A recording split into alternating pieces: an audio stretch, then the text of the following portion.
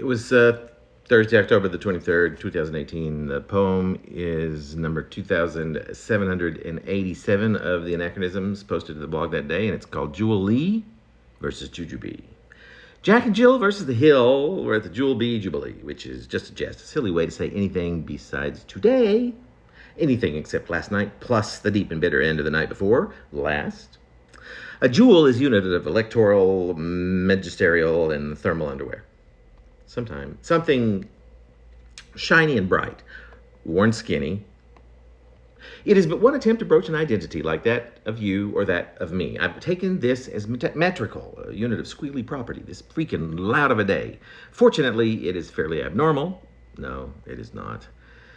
But about a quarter of an inch magical, the lips of which are not madrigal, and here is a side fantasy. When shouldn't there be a day when the Mrs. of which stands at the ready, right here on Barbary Lane? Oh, how I do very much wish I just so I could say hello through all of this haywire.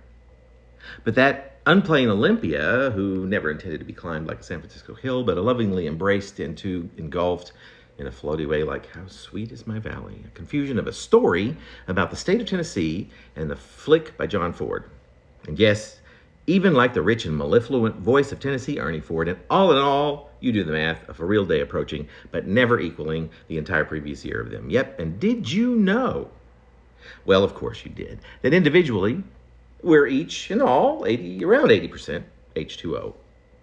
And as united as we may stand, we are never, please do understand, not ever, listen, undivided, no matter our individual stances. In fact, me being me, that's me equals me, and this is, please, just between me and you and me, is something like the factoid breaking the camel's back and was found the very next day in a haystack. That is a pair or so of facts. More to my point, I think, chastity persists, cherries are picked, and are full of the pits, and chastity, well, that's a bust.